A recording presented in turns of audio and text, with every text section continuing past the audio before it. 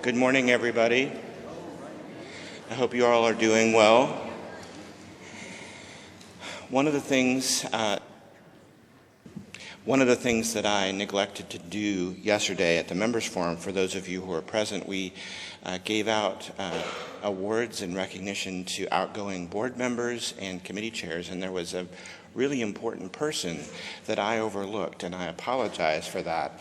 So I want to recognize Karen Davidson, who's been our registrar for 3 years running.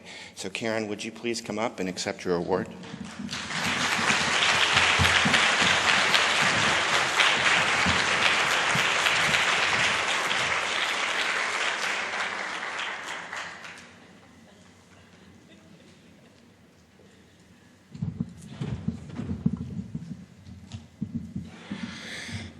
All right, there I go with a sigh again.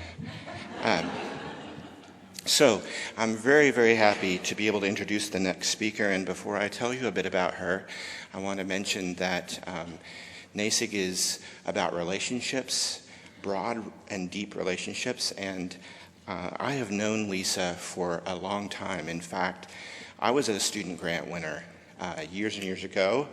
Lisa was on the committee that selected me and other people. So I've known her for a really long time, and I'm very happy that she can join us.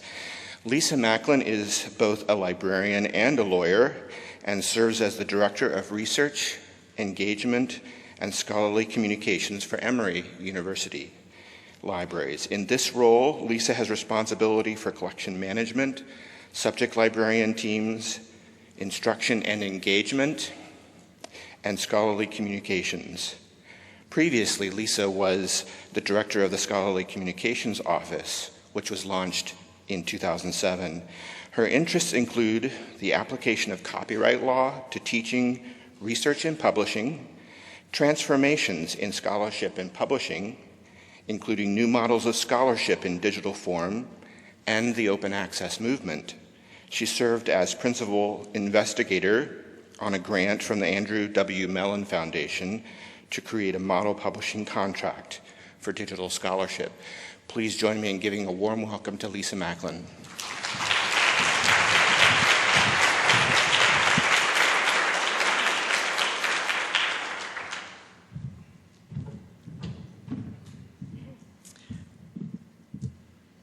Well, good morning, everyone.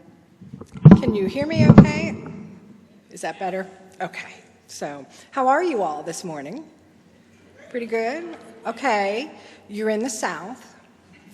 So, in the South, when we say, how are you this morning, you all need to say, you're fine or good morning with a little enthusiasm. All right.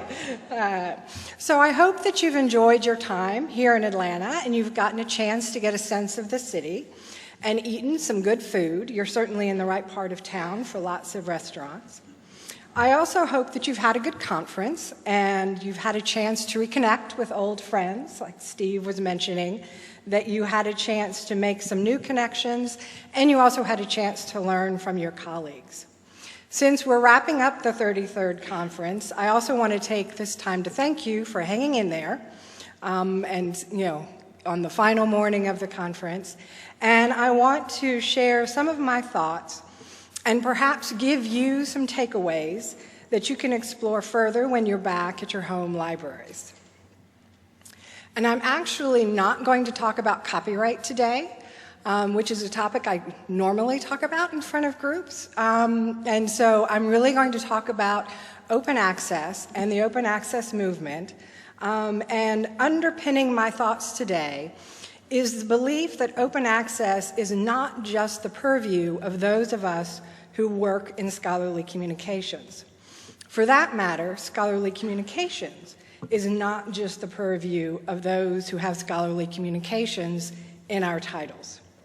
Using the Wikipedia definition, scholarly communication is the process by which academics, scholars, and research share and publish their research findings so that they're available to the wider academic community and beyond.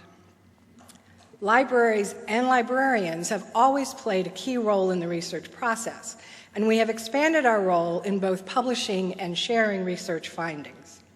Supporting open access is one more mechanism to share research more broadly, including beyond the academy. Put another way, scholarly communications and open access belongs to all of us. So we're familiar with open access and the two aspects of its definition, which is works that are freely available to readers, and then second, works that are free of barriers to reuse. The Budapest Open Access Initiative articulated the benefits of open access back in 2002, which is now 16 years ago, which is hard for me to believe.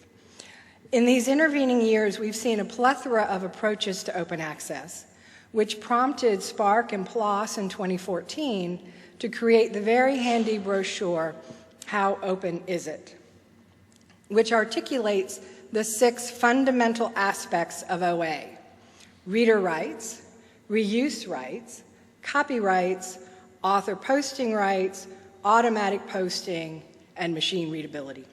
I need another finger.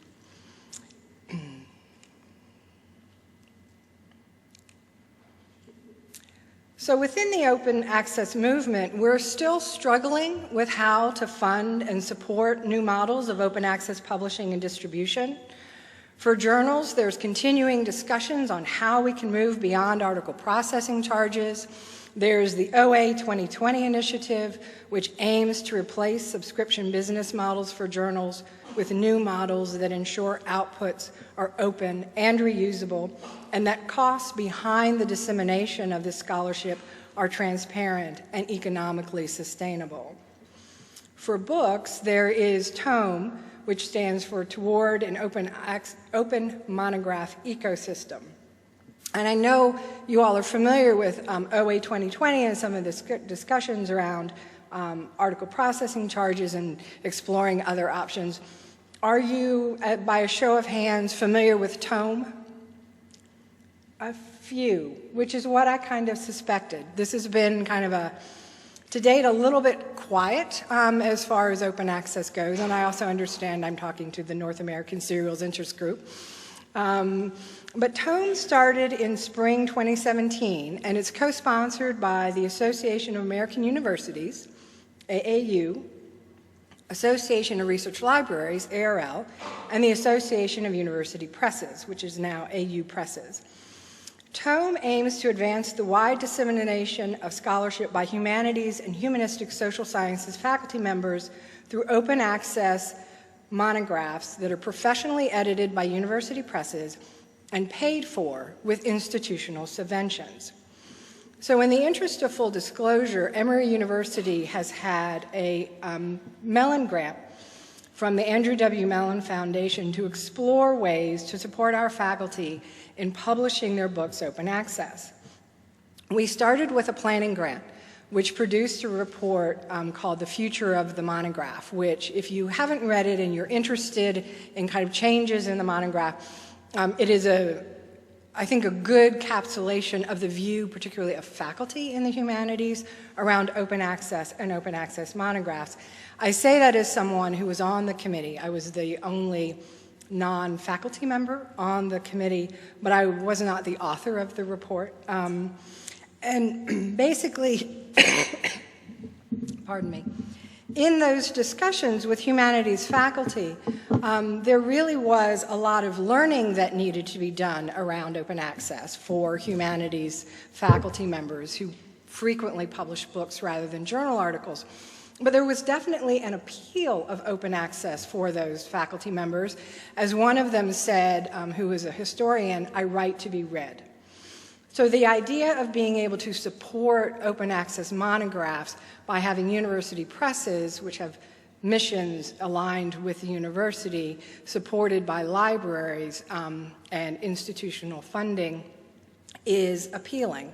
However, it has its challenges, as you can imagine. One of the challenges is how you come up with the institutional funding to do that. As I said, Emory is fortunate in that we have a Mellon grant to support that, but we are considering what happens once the Mellon grant has ended. Those of you who are familiar with Tome may also be familiar with some of the work that Nancy Marin did, also funded by a Mellon grant, on the actual cost of producing a scholarly monograph. And so what Tome has set as a subvention fund for institutions is $15,000. So as you can imagine, while $15,000 out of the overall collections budget isn't a large amount per se, it is a large amount for one book when you consider how many other books could be purchased. And so I think really the key to Tome is whether or not it moves forward collectively and how many other libraries are willing to join into the effort so that more and more of these monographs are available as open access, so we're buying fewer of these scholarly monographs with our collections budget and instead supporting our own faculty in publishing them.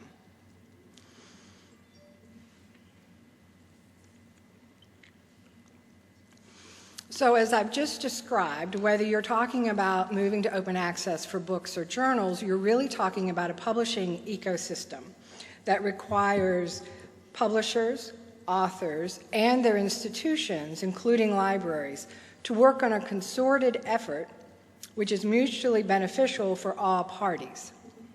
So rather than kind of speculate on the success of initiatives like OA 2020 or even the Tome Project, I'd like to suggest some guiding principles for librarians to use when evaluating these and other initiatives which aim to promote open access.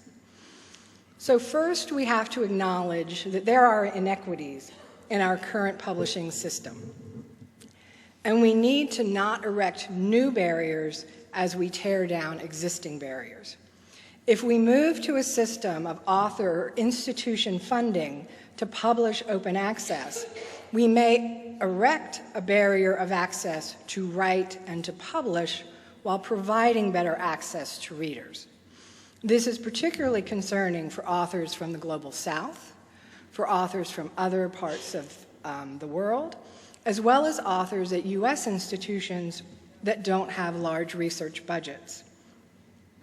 We need to think carefully about who is excluded in a pay-to-publish system and how we can, at the very least, mitigate those barriers.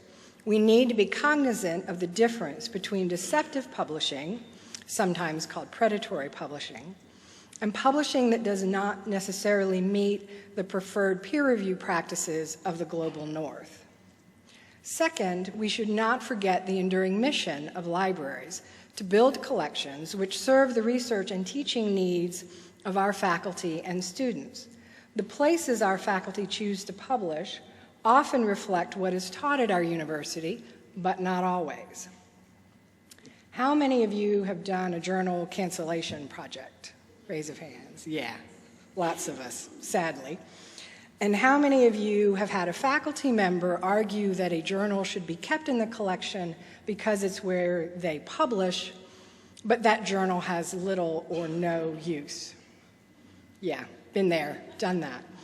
And so that, I think, is one of our challenges as we're looking at kind of this pay-to-publish model. We need to not lose sight of our mission to build collections for our current and future users.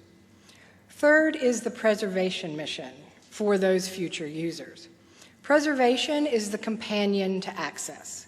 They are essentially two sides of the same coin. It is the library's mission to preserve and make collections accessible for all users on equal terms, which I think is a distinguishing characteristic of libraries. If we consider long-term preservation in new models of supporting open access distribution, if we do not consider long-term preservation in new models of supporting open access distribution, I think we're putting our preservation mission at risk. And I also need to mention two other areas of open access, and that's open data and open educational resources. For open data, the willingness to share research data sets really does vary by discipline and it's not yet the norm unless it's required by a funder. In 2016, the FAIR data principles for scientific data management and stewardship were adopted. And if you're not familiar with them, they really are, I think, a good set of principles. FAIR stands for findable, accessible, interoperable, and reusable. The FAIR principles focus on how metadata, unique identifiers, deposit, and indexing in research data repositories are necessary for research data to fully benefit from being open. The number of research data repositories has also grown, with research data repositories often having a subject focus because it makes sense to store like data sets together. The growth of open educational resources in the last several years has been, quite frankly, remarkable, in my opinion. This is an area where the ability to save students money on textbooks while giving instructors and faculty the freedom to customize teaching materials has truly been win-win. The Open Textbook Library, hosted at the University of Minnesota, and OpenStax, which is hosted at Rice University, are two leading examples of OER textbook collections for faculty to adopt. Often, subject librarians liaisons are assisting faculty and instructors in the process of finding an OER textbook that suits their pedagogical needs. Some libraries are even offering small grants to faculty members to develop their own OERs, which can be shared with the larger academic community. Here in Georgia, there is an initiative through the University System of Georgia, which Emory is not a part of because we're private, although we certainly have applauded the work that has been done by Affordable Learning Georgia, which has truly been a statewide initiative to adopt OER across the state institutions. So this brings me back to my earlier assertion that scholarly communications and open access belongs to all of us. And with that in mind, I'd like to expand our view of what is under the umbrella of open access. So in talking about open access books and journals, we need to start thinking about open access collection development policies. The first open access collection development policy that I'm aware of was at the University of North Texas. In the last, about a year ago, we at Emory developed an open access collection development policy as well, which is available online if you want to Google it. At Emory, our intent was to develop a set of principles to evaluate the various open access initiatives that were coming along, that were being offered to us, we were being asked to fund, and determine which of these initiatives met that set of principles and we would support. MIT has also been a leader in leveraging their collections budget to support new forms of scholarly communication, including taking a lead in making some good license negotiations with publishers. If you're a collections or licensing librarian, you have an essential role to play to consider ways to support open access and scholarly communication advances for your authors and for your users. Also, many, if not most of us, are digitizing library collections, which means we are essentially creating digital collections. So how many of you have purchased digital collections from a vendor that you know the content was essentially digitized from library collections? Yeah. Did you grumble? Yes, I know I did, particularly when what we were negotiating for was all content in the public domain. So it was no longer protected by copyright. And I'm not saying that and the vendors who have done that were in some way acting nefariously. Essentially, they were taking the lead, in my opinion, in an area where libraries had not yet really stepped forward. But at this point in time, I really think that we need to be including the digital collections that we've created in with the perspective of our collections writ large, including the collections that we purchase. We make the digitized collections we have created as widely accessible as we can, which is not true of digitized collections that we purchase. It also provides the opportunity for libraries to begin to aggregate digital collections in ways that make sense for our researchers. So for example, Umbra, which is from the University of Minnesota, basically takes African American collections from various libraries and pulls them together under one umbrella. Digital Scriptorium is a collection of pre-modern manuscripts from American libraries and museums that essentially takes medieval and other manuscripts, pulls them together in one collection. And of course, there's Digital Public Library of America and HathiTrust, which are other examples. So I think we need to recognize and give ourselves credit, if you will, for creating these digitized collections, which are often open access, even though we don't necessarily label them that way. At Emory, we're considering what criteria we need to choose which of the aggregated digital collections we will participate in. Can we share the metadata about the collection and point back to our own repository, or do we have to send a copy of the content? And what does that mean for long-term preservation? So these are questions we're asking, not necessarily questions we've answered quite yet. For library publishing, we've certainly seen a growth not only in how libraries are continuing to expand and explore supporting publishing initiatives of their institutions, whether that's hosting journals or publishing other works, and many of these publications are also open access. Digital humanities and digital projects. We've seen a growth of digital humanities centers that support publishing and support many kinds of digital projects that may or may not be considered full-fledged publications. But these digital projects may be ongoing efforts over many years, and faculty members may be using these digital projects as part of pedagogy, including student assignments as part of their classes that continually build these projects and create new aspects of them. Also, we have a whole technical infrastructure that needs to be supported, and it's not just institutional repositories, which certainly has gotten a lot of attention of late, as I'm sure you're aware, but it is also informational services like the Directory of Open Access Journals and the Directory of Open Access Books. So this and other infrastructure needs to be collectively supported when it's beneficial to all of us. But quite frankly, we have work to do in determining the best ways to support these collections and these initiatives in a collective way. So while libraries have expanded certainly what we are creating, whether it's OA journals, digital projects, institutional repositories, we haven't always asked ourselves the questions of how well we make these things accessible. Is accessibility merely a second thought, like the ramp in this picture?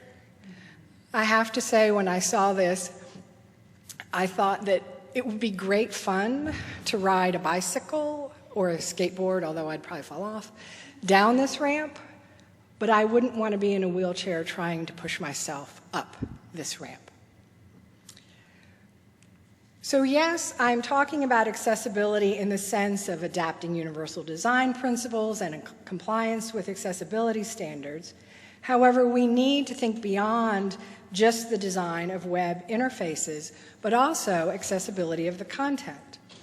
Are there transcripts for videos that we have available? Can content be easily read by screen readers for those who are visually impaired? At Emory, we're in the middle of both a website redesign and a complete overhaul of our repository infrastructure. And so these are focus areas for us and questions that we are asking. However, I think we need to ask and consider other questions of accessibility, which includes findability. So are we making what is created, whether it's a digital humanities project, an institutional repository, an OA journal, search engine optimized? We know that users often start with Google. Google actually does provide guidance on how to improve your rankings in search results. Do your IT and metadata folks follow these guidelines when you're creating digital projects and other digital content? Do you include complete metadata? Are we describing what we've created with sufficient metadata that it can easily be found? Who is better at metadata than librarians? Once found, can a researcher determine what they have found based on the description, or do they need to rely on actually accessing the content? Is copyright information readily available, and is it easily understood? And I will say, I'll hold my hand up as someone who considers themselves part of kind of the library copyright community. And, thank goodness for rightstatements.org and other initiatives that have really tried to kind of standardize some of this language, because if you start looking at digitized collections and copyright statements, you will find that there has not been consistency in what they say, and we will often answer questions from students who encounter those statements because they don't understand what they mean and what they can actually do with that content. Are digital projects cataloged in the library's catalog and also available in OCLC? And I brought this question of cataloging up in a meeting, and there were a few folks who were like, oh yes, we need to do that. And there were other folks who were like, why would you catalog this stuff? And so I will answer the question of why I think we do need to catalog that stuff with a story about having a lunch at our Fox Center for Humanistic Inquiry, which basically brought together librarians and faculty and postdocs who were essentially given a year kind of with the Fox Center to focus on research, whether it was finishing a dissertation, working on a book, etc. And so, of course, when you sit a bunch of faculty down with a bunch of librarians, the first questions that start coming to mind is how people, can facilitate what they're accessing and do their research better. And one of the things that became very clear was that the question of have I found everything has always been with us for every researcher. There's always the fear that there's some other journal article, some other book chapter, some other resource that they missed that they should have found. And often it is WorldCat and other library-provided resources that they rely on. And yet, when I was looking at some of the digital projects that we had done at Emory, we have been inconsistent as to whether or not we've cataloged those. And I do think that cataloging gives these works some legitimacy. They need to be findable in Google, don't misunderstand me. But Google takes you to a whole bunch of stuff. WorldCat takes you to things that libraries have said belong in our collections. And I think there is meaning in that. And so I would encourage us to consider cataloging the things that we are producing at our own institutions, which should not be too onerous, and making those things more available within some of the search engines that are library supported. So finally, I want to talk about expanding accessibility within the profession, which might seem like a little bit of a segue, and maybe it's because I've been around for a long time, but this is something that has been on my mind. At a meeting recently, both Heather Jacobs of Spark and Kevin Smith, who's now Dean at University of Kansas, were referred to as grizzled veterans of the open access movement. And it got a chuckle from the room, and while I personally relate to being a veteran of the open access movement, I would prefer not to be considered grizzled. So for those of you who are in the room who may also be veterans, please recognize that we need to make room for other voices. We need to mentor those who are newer to the profession, and I realize that there is some irony in my saying that to you as I stand before you as the sole speaker on this stage. However, I've also turned down invitations to speak and made suggestions of others who are knowledgeable and articulate, but may not be as well known, or at least not yet. Let's just give it some time. I also realize that I have been supported in a whole variety of ways by others in the profession, and I've benefited from the willingness of others to share their time and expertise. For example, I was in the very first group of library school students to receive a NASIG scholarship to attend the 1988 conference, which was held here in Atlanta at Oglethorpe University. And that was at a time when we were all younger, and we stayed in the dorms rather than in hotels. And personally, thumbs up on moving to hotels. For me, I remember thinking about serials librarianship in new and different ways. I worked in a serials department, which was why I was interested in serials to begin with. I joke that I started my illustrious career as a shelver, which is true. But I really appreciated the time that NASIG members took to give me insight into the interview process for librarians, the differences between tenure-track and non-tenure-track librarian positions, and really it was, for me, an eye-opening experience of what serials librarianship, more than just serials work, really was. So kudos to NASIG for not only continuing these student grants, but also expanding access to this conference through other grants, including the grants for students from, in this case, Mexico this year. So if you happen to be an early career librarian yourself, please be willing to knock on the door. And if that doesn't work, maybe you just barge in. There are lots of ways to develop a voice and have that voice be heard. For example, if you are interested in doing a guest post for the blog In the Open, shoot me an email. Those of us who started the In the Open blog, which has had a bit of a hiatus and is being revitalized, started, quite frankly, as a group of veterans to launch the blog, and we've since realized that our voices aren't necessarily the voices that need to be heard the most. Find a mentor, whether at your institution or another. Find something that's interesting to you and submit a proposal to present. If public speaking isn't your thing, which I certainly can understand, write an article or write a blog post. Whatever path you choose, don't forget to put your presentation or your article in your institutional repository or in the eList repository for library science. So on your last day of the conference, I hope that I've given you one or two things to think about and maybe explore with colleagues when you return to your libraries. For myself, my to-do from this presentation is to go back and look at some of the things, the digital projects that we have that haven't been cataloged, and see if we can get those into a pipeline to have them cataloged. Thank you again for your attention and for sticking with me through the very end of the conference. If you have questions or if you have other insights you'd like to share, feel free to come forward, and I'd love to have more of a discussion and less of me talking to you. Thank you.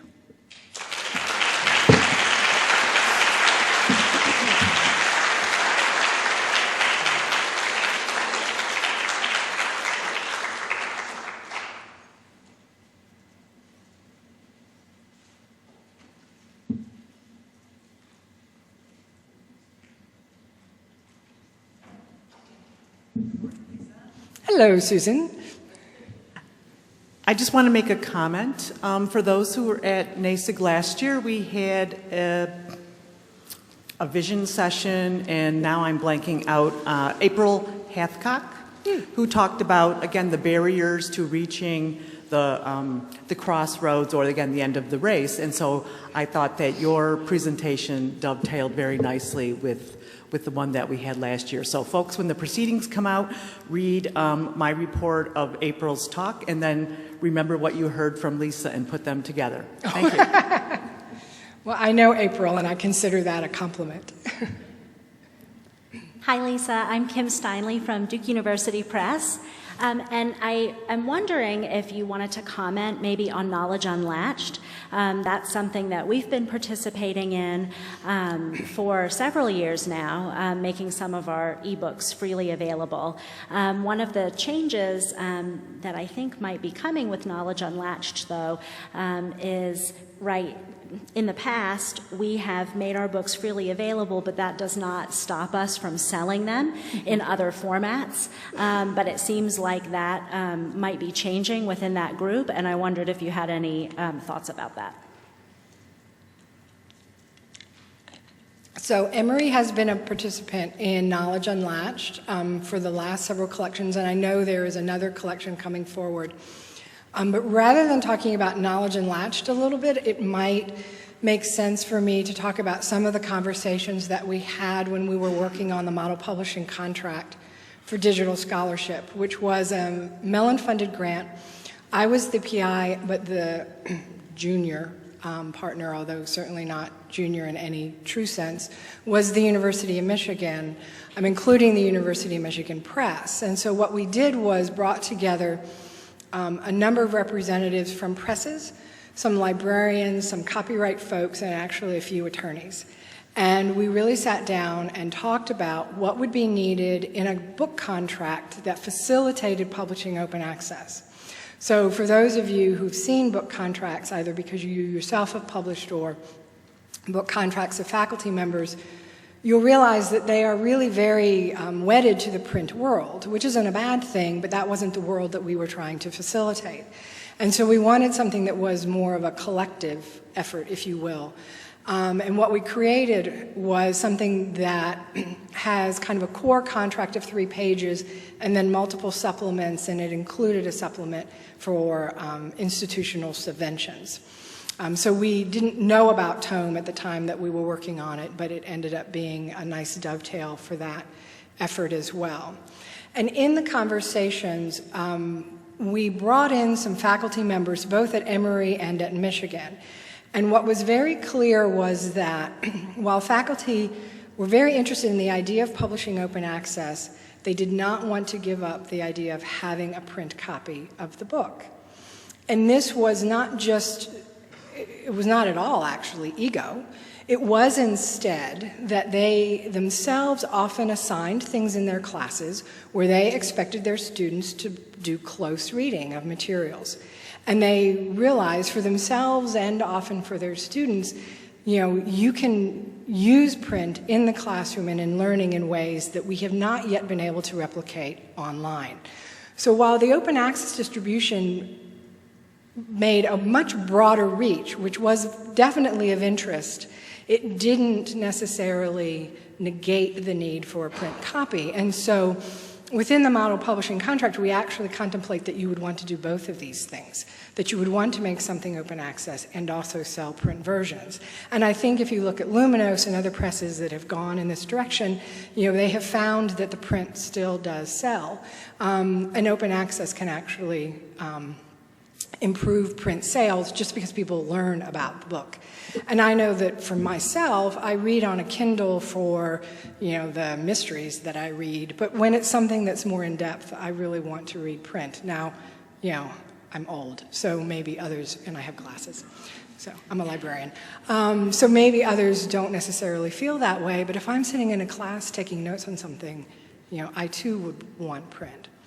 So I guess I would say that there needs to be careful consideration of the idea of doing away with print, because I don't know that that's where your authors are, and I don't know that that's where the academy is when you come to talking about teaching, particularly in the humanities.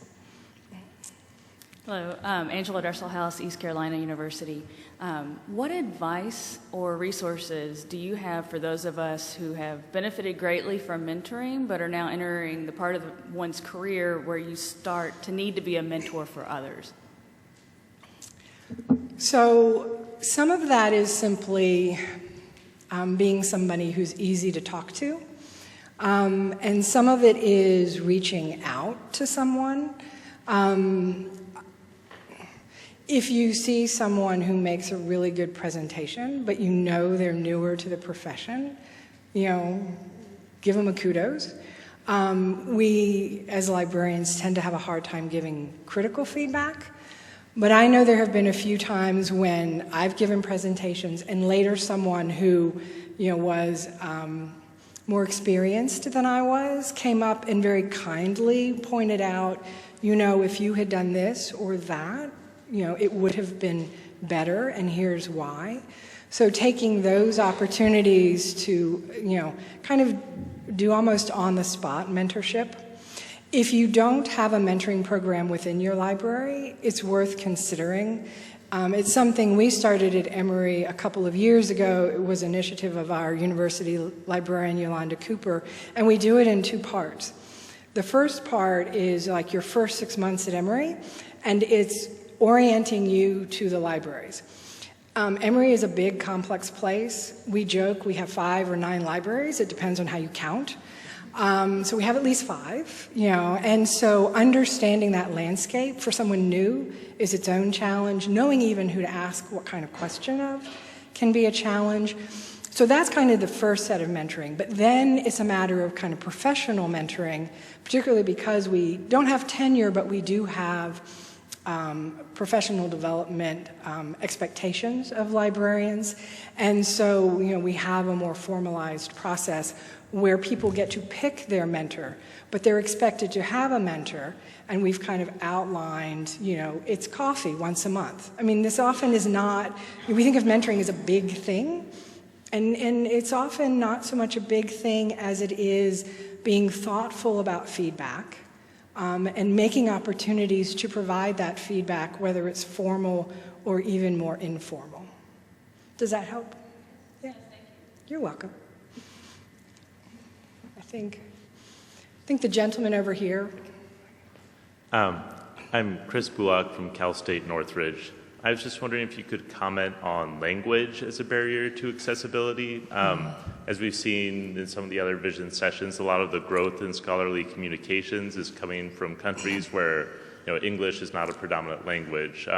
Authors are often forced to choose between writing articles in English, which may be a second or a third language for them, or writing articles in another language, which may in the U.S. simply be ignored because many researchers in the U.S. are unwilling or unable to read or ingest materials from another language. And so do you see any solutions to this or ways that we can increase our ability to use materials written in other languages?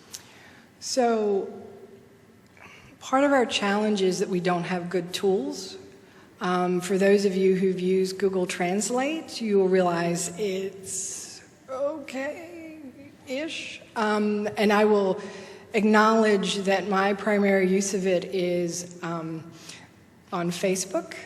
My father-in-law is from Sweden, and so the Swedish relatives post Facebook comments in Swedish.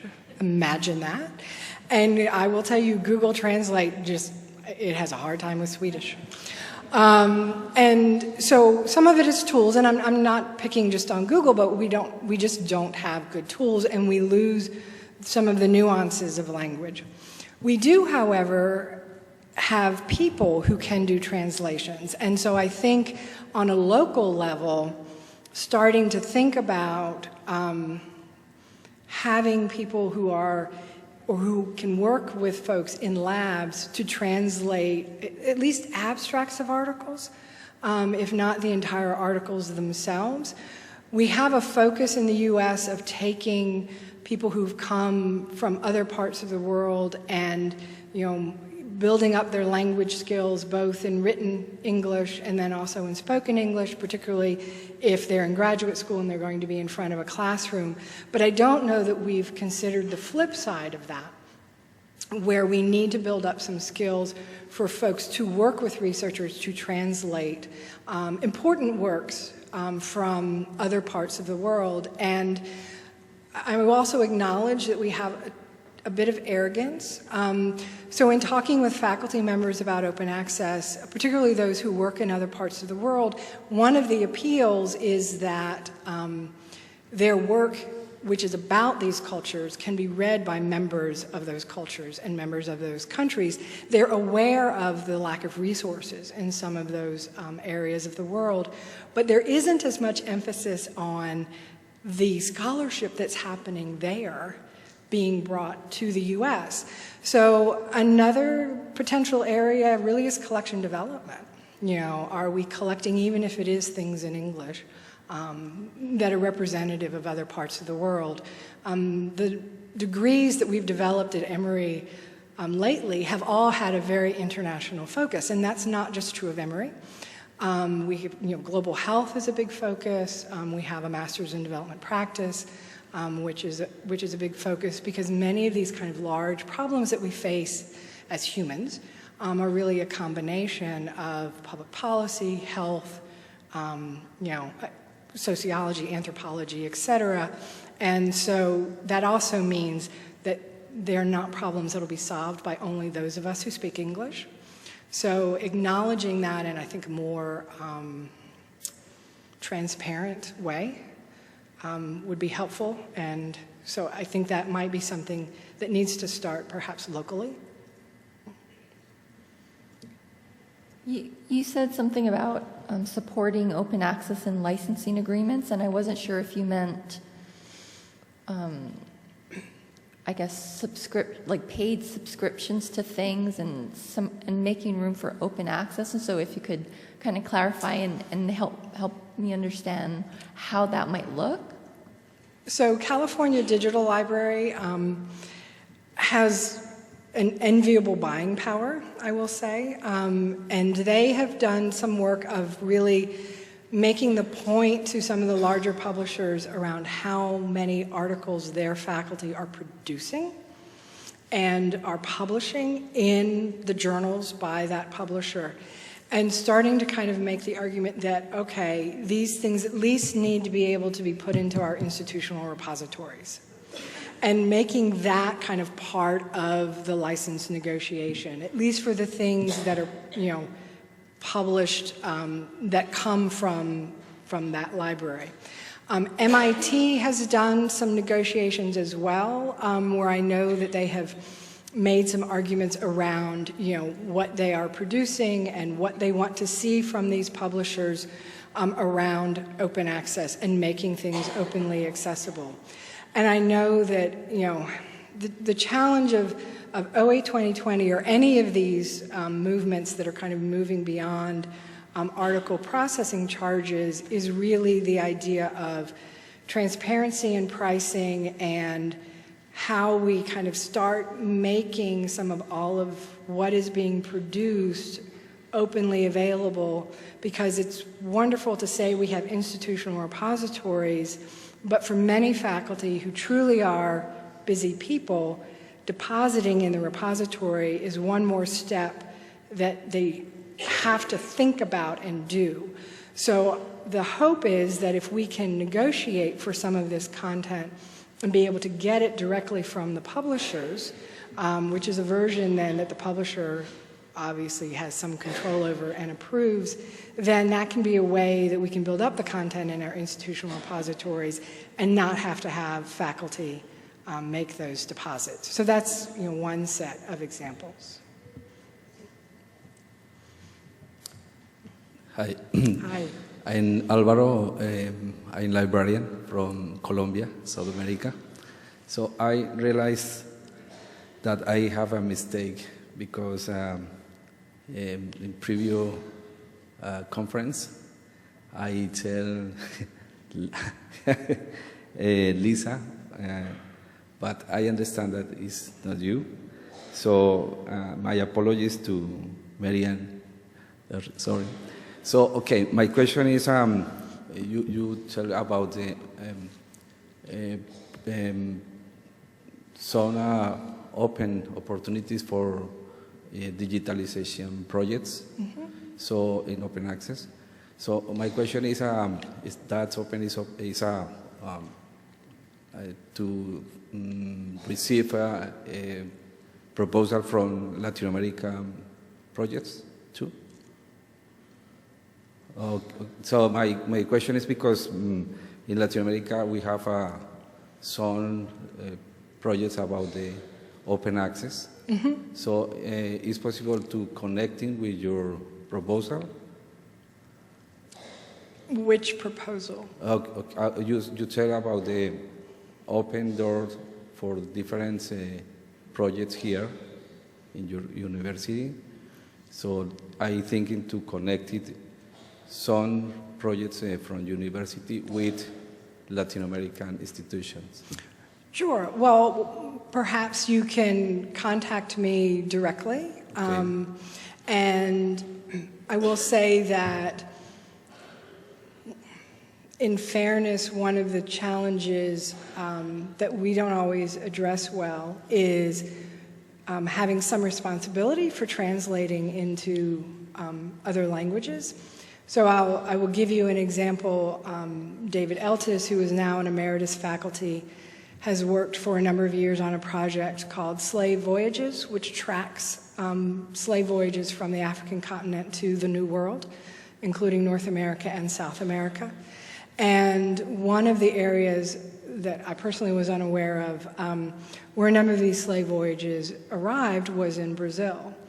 And yet, this website, which was intended to basically kind of, serve the world, was not in Portuguese. So one of the things that has since happened is there is now a version of that site in Portuguese, thanks to some grant funding. So I would just point that out, less as, trying to pat ourselves on the back, but more an example where we often, in the U.S., even when doing projects and things that are about other parts of the world, don't always make that available in the language of those places, which is something that we can do more of. So, Thank you. Thank you. You're welcome. Any other questions?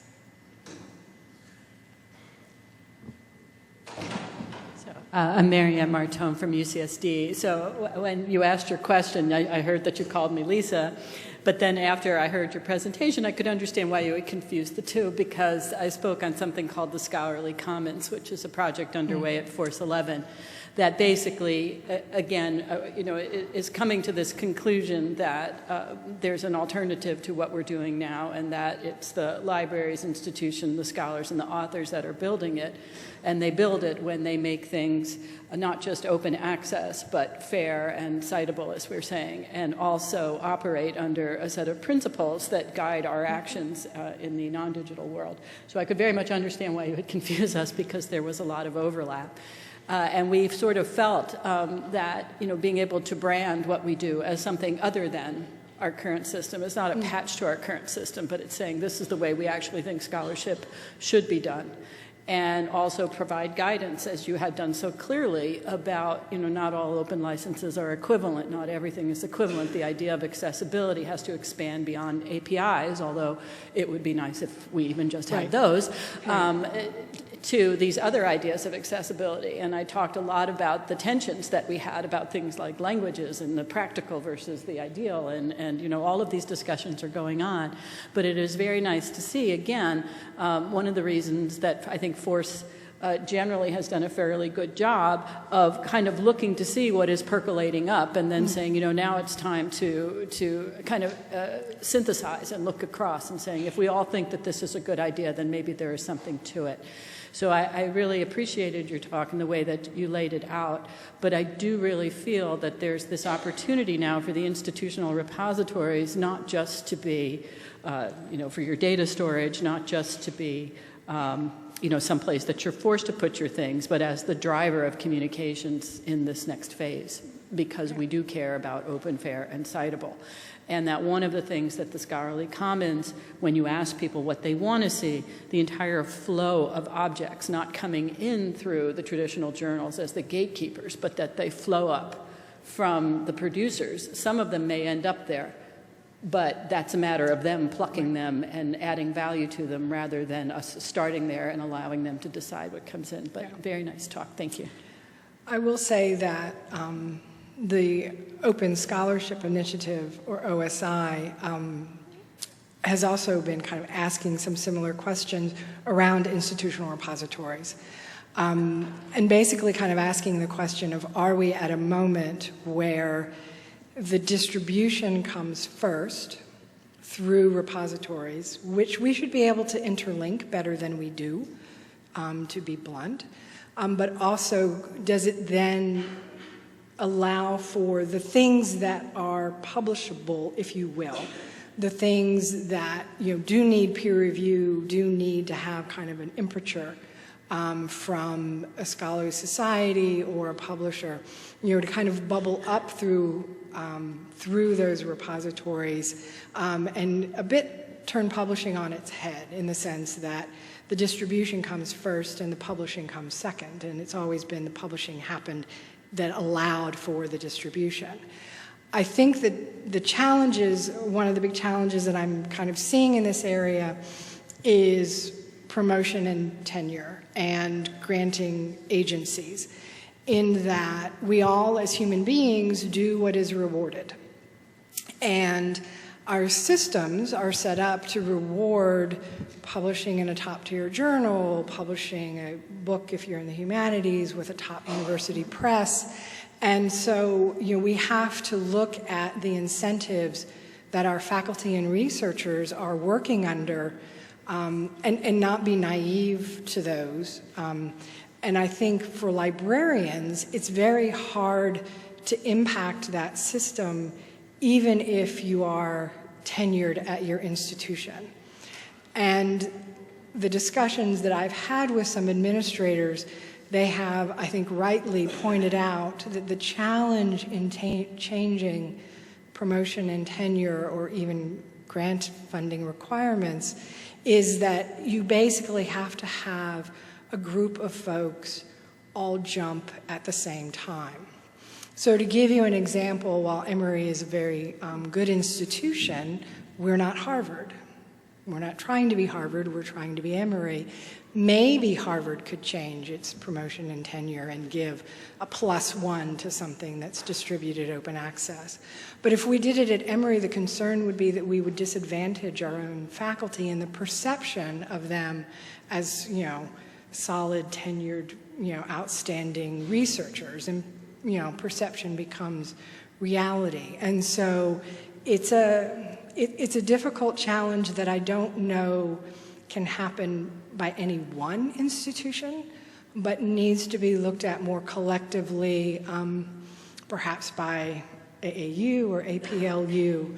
But I think that's the conversation that may be happening in venues that I'm not at, but does need to happen at some point.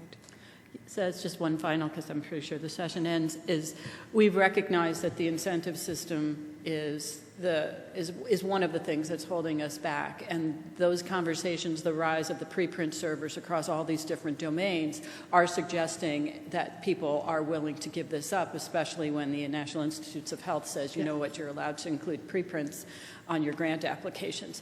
So I think that the New England Journal of Medicine, also with their data sharing, is going after promotion and tenure. So I think that these things are starting to decrease, but one of the reasons that we took a principled stance, as we said here, at some point you do it because you think this is the right thing to do. Right. And I think enough people have achieved full professorship, full professor of neuroscience, working in a more open way, that those examples are out there. It's just a matter of what you believe is right and not right. So we've tried to attack this from multiple levels, but I think that, again, that this is all starting to build this way. And we've also tried to seize the word publishing back from, the publisher to anyone who makes something stable for public consumption, and say that the repositories are the publishers, and whether somebody wants to aggregate those and put their stamp on it as a measure of quality, that's up to them. We're not going to stop that from happening, and that's very useful. But that things are published when they are made available according to the principles of the commons, as we basically said. And I think it's important for us to sort of really think through these things. The incentive systems are going to be there always, but the idea that we allowed incentive systems to close things off, that we've allowed incentive systems to lead to non-reproducible science, all of those things are starting to hammer at the door. And I think that they will fall in the next few years, is my feeling. but I will just add they'll fall in the sciences first. At Emory, when we were having the discussions around open access monographs with our humanities faculty, one of the big things that allowed that to move forward in a much less stressful way was the fact that the college and the Humanities Council of the college had already published a one-page guide to accepting digital humanities as part of the promotion and tenure process. But that is not true at every institution. And so, we need to be mindful that within different disciplines, the comfort with open access, the comfort with preprints is different. Even within the social sciences, anthropologists and political scientists are not the same in the way they deal with things within their discipline. So I think our movement's going to be a bit uneven, but so long as we're moving forward, that's the movement we want. I just have a quick question. I'm from the University of the West Indies, Research Officer Colleen Johnson. We have our institutional repository, but what is your strategy to convince faculty to deposit their work in our institutional repository? And what are the key indicators of a good policy to convince them? So there's having a policy, and then there's convincing faculty, and those two things aren't always the same. So one of the things that we have done is we have a faculty profiling system that has not yet been adopted by all of our campus, but it's been adopted by our largest schools. And we have tied that faculty profiling system into our institutional repository so that when the faculty member is doing their annual reporting and they're basically, in the system that's used for the reports that are part of promotion and tenure, et cetera, they can just, with a couple of clicks and uploading a file, deposit into our repository. And that was in part because when we were having open access conversations that led to our policy, we heard consistently across every school that faculty wanted it to be part of what they already had to do. And so we, took that to heart, and when we had the opportunity, we made that connection with a faculty profiling system. Now, I realize not everyone has a faculty profiling system. The other tactic that we've taken has been identifying content that is already out there and available open access and harvesting that content, pulling that into the repository, and then doing outreach to faculty. Letting faculty know how many hits and downloads their work has gotten. The report that I mentioned earlier about the future of the monograph, that is in our institutional repository, and it is also published in the Journal of Electronic Publishing. And the repository has gotten, I can't remember, thousands of downloads. And Michael Elliott, who's Dean of the College of Arts and Sciences, laughs and said this is probably his best read work ever. Because he actually knows how many people at least downloaded, the report. So I think giving faculty ways to understand that by making these things available, making them findable in Google searches and other ways, does increase readership, which is what most faculty are interested in. They're really interested in building reputation, and how the repository can help them build that reputation can be one way, and then making it as easy as possible, even if that means that you do some of the work for them, would be the other thing. Much appreciated. You're welcome. Hi, excuse me. My name is Anna Creech. I'm at the University of Richmond. I just want to follow up on that with another idea. Sure. We don't have a faculty central database of stuff that they're doing for tenure, but we do have the library, in collaboration with the Provost's office, has an event every year to honor faculty accomplishments. And as a part of that, they self-report the things that they've published, or the presentations, or the art installations, and all of that stuff. And in that form, we have a, would you like this to be in the repository? And they can check that off. And it does kind of two things in one. And they like to get that recognition. So it's a good motivation. That is brilliant.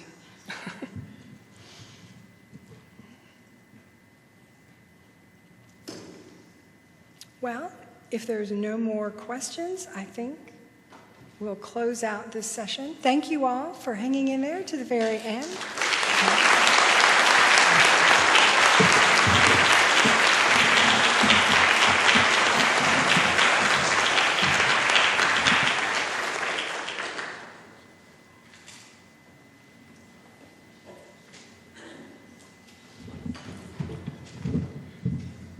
All right, people, we're nearly done.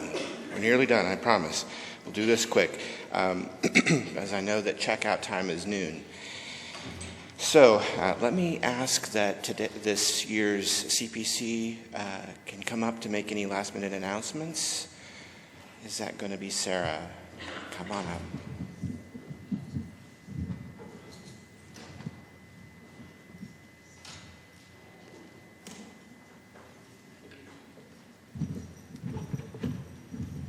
All right, well, thank you all again for coming to this year's conference. We really appreciate it. We've had great attendance and great feedback, especially from our vendors and first-timers and all of you, but it's really nice to hear that there are a lot of people who are intending on coming back in both capacities next year. Please turn in your badges. We're going to be doing a drawing shortly for a free conference registration for next year. The lanyards we will collect separately. If you want to we can either collect them at the door, or most preferably if you put them at the registration desk, that would be fantastic. There are a few of these left, which are the disposable, well, biodegradable, but also have wildflower seeds in them. What's left is at the registration desk. And I also want to encourage you again to take some of these Ask Me About NASIG ribbons. There's quite a few of them left up at the registration desk as well. I think that might be it. You are welcome to turn in your folders if you don't want to take them. We are going to use those folders, not the ones, all of them, but we have a lot of those that will be used for next year's conference as well. So if you don't intend on taking it and yours is in decent shape, we will be happy to pass those on to be used again for next year. The conference evaluation is posted online on our website and I believe is open till mid-July. So please, we welcome and appreciate your feedback. And that's it. Thanks again for a great conference.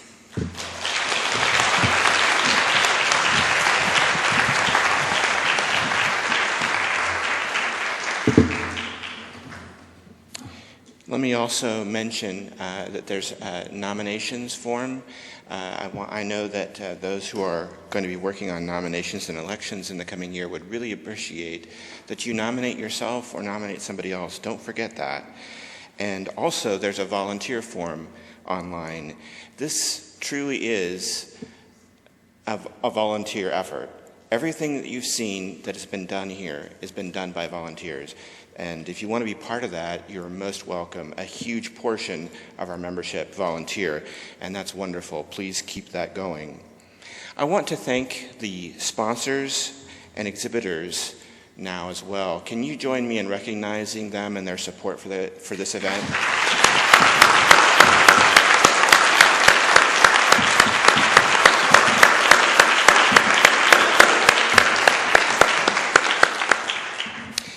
And also, I want to recognize the Program Planning Committee. I don't know if any of you are here. If you are here, ably led by Violetta Illich and Vice Chair Maria Collins, who I spot wandering over here. So thank you. It was a fantastic program.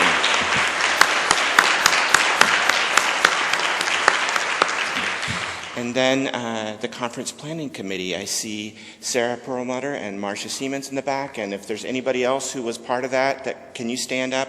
Give them a big, big round of applause, too.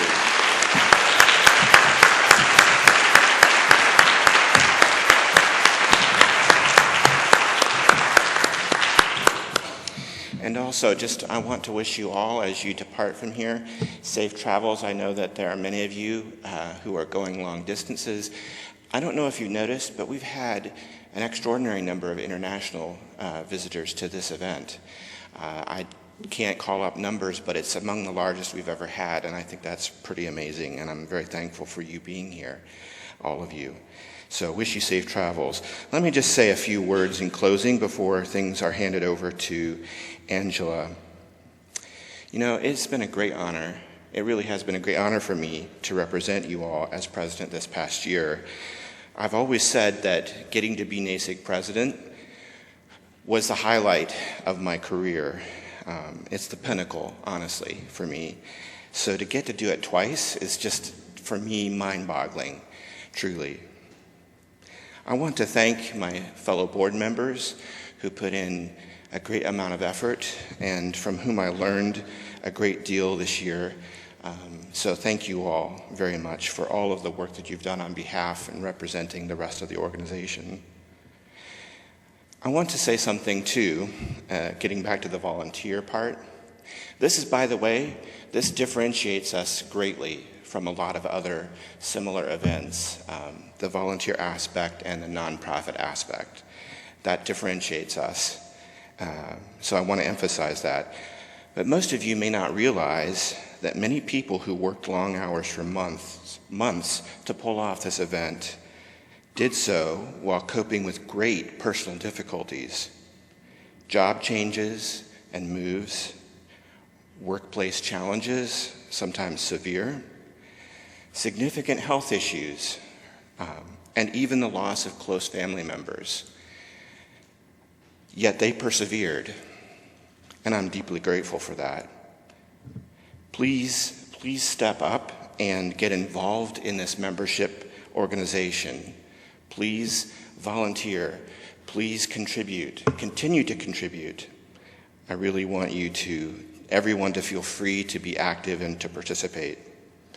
I want to say also that collectively we are powerful, and collectively I truly believe we will transform the information community. Everything we do as a member organization is inherently collective and collaborative. And finally, I'm very happy, I can't spot her, there she is, very happy to welcome Angela Dresselhaus into her new role as president. I'm confident that she will do a wonderful job and move NASIG forward in many new ways. Thank you.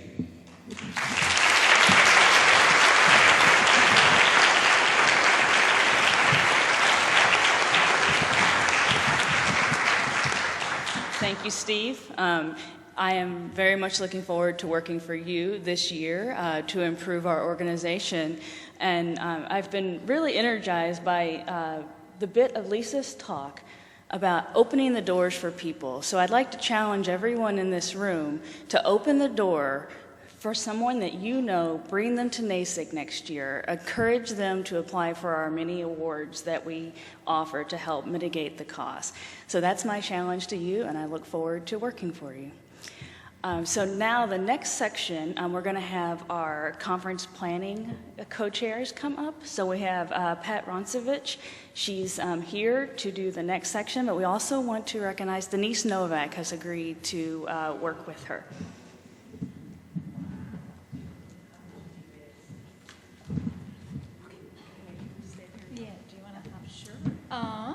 Hi, everyone. I am Pat. I work for the University of Pittsburgh, but I'm at the law school, so that may be why you may not know me as much as the people from the university. Anyway, I'm happy to do this next year. I'm really excited. I'm happy to work with Denise. Our university is basically but when one piece of property comes open, it's usually CMU or Pitt trying to see who's going to get the next piece. But we work well together. I also want to thank Marcia and Sarah so much because they've been such great mentors and role models as I step into this role with Denise. A few things about Pittsburgh, and we have a little short video. Pittsburgh, we haven't been there for 20 years. It's changed significantly. Education, technology, and medicine are the big driving forces. The weather is going to be comparable to what it is in Atlanta. The conference will be downtown. Our downtown is very compact, easy to walk. There's tons of restaurants. Pittsburghers are very proud of being Pittsburghers.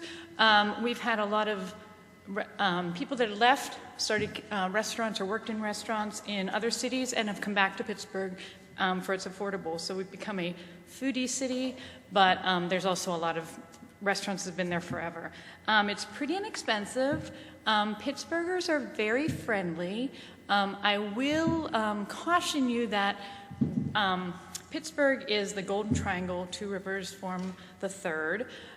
We don't know our east from our west, our north from our south. So if you ask for directions, don't ask in those terms. And another thing Pittsburghers are known for is giving you directions such as, you know where this used to be. However, to make up for that fact, they usually will walk you to the place or say, just follow me, I'll drive you there. So there is something, if you are a driver, I will caution you, it's called the traffic in Pittsburgh, this Atlanta traffic. Yeah, you'll enjoy Pittsburgh traffic. It's much easy.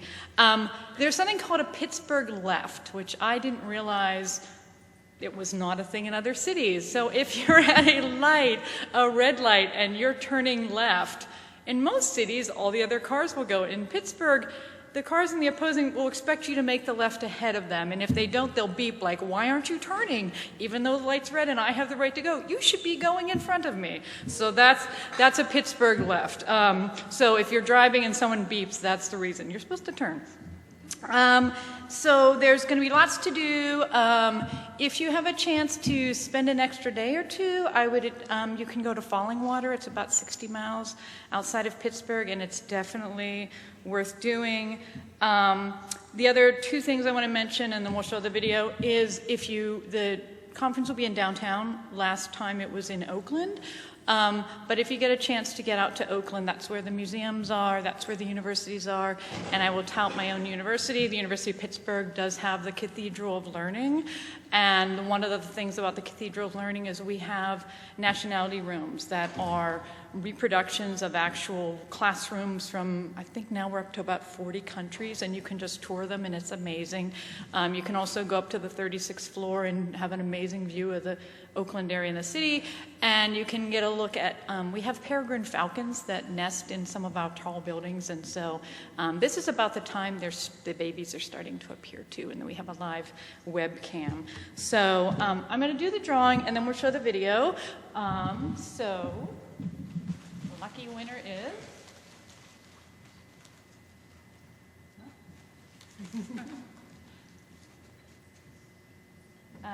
Christy DeGener at University of North Carolina, Chapel Hill. Christy?